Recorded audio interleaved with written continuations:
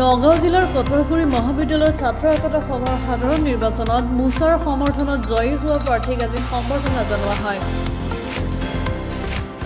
জানিব পৰা মতে যোৱা 20 নৱেম্বৰত অনুষ্ঠিত হোৱা ছাত্ৰ একতা সভাৰ সাধাৰণ নিৰ্বাচনত 15টা পদৰ ভিতৰত 14টাকৈ পদতেই মুছাৰ সমৰ্থিত প্ৰাৰ্থী জয়ী হৈছিল। আজি মুছলিম ছাত্ৰ সন্থা চমুকে মুছাৰ সমৰ্থনত জয়ী হোৱা প্ৰাৰ্থীক নগাঁও জিলা সমিতিৰ সাধাৰণ সম্পাদক সোহাইল আঞ্জুম, সহ সাধাৰণ সম্পাদিকা নাজিফা তাছনিম, সাংস্কৃতিক সম্পাদক জেহান মুবাৰক, সভাপতি ৰাকিবুল ইছলাম আৰু উপ-সভাপতি আফছানা খাতুনকে আদি কৰি 14গৰাকী জয়ী প্ৰাৰ্থীক কুলাম গামোচাৰে সম্বৰ্ধনা জনায়।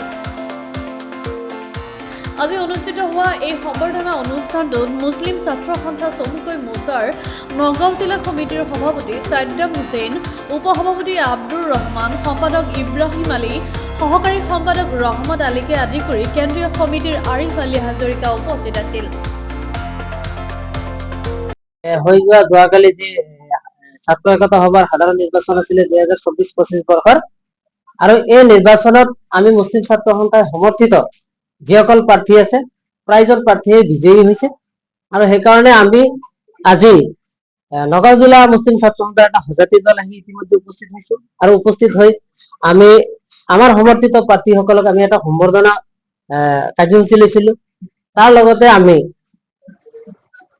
নিৰ্বাচিত হোৱা প্ৰত্যেকজন সদস্যক আমি এটাই আহ্বান জনাইছো যে আমাৰ এই বৃহত্তৰ কঠৰগুৰি অঞ্চলত বা টুকটুকী অঞ্চলত যেনেকে ধৰক মদ, ভাং, বাল্য বিবাহ, শিশু শ্ৰমিক, ড্ৰাগছ আদি এইবিলাকৰ বিৰুদ্ধে যাতে এই নৱগঠিত সমিতিয়ে যাতে মাত মাতি আহে, তাত আমাৰ সম্পূৰ্ণ মুছলিম ছাত্ৰ সন্থাৰ সমৰ্থন থাকিব। আমি যিকোনো পৰিস্থিতিত আহি তেওঁলোকৰ লগত আমি মত বিনিময় কৰিম।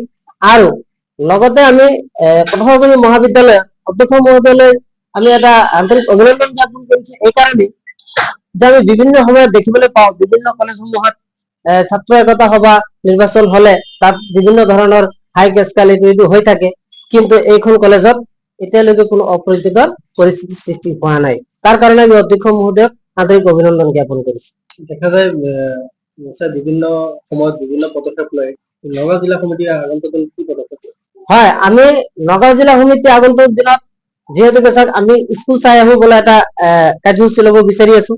ইতিমধ্যে আমি প্ৰস্তাৱ গ্ৰহণ কৰিছো। আমি প্ৰত্যেকখন স্কুলত যাম, প্ৰত্যেকখন কলেজত যাম, ছাত্ৰ অনুপাতে কিমানজন শিক্ষক আছে, আৰু যদি সেই ছাত্ৰ অনুপাতে যদি শিক্ষক নাই তেতিয়াহ'লে আমি অসমৰ শিক্ষা বিভাগক স্মাৰক পত্ৰ দিয়াৰ এটা ব্যৱস্থা কৰিম।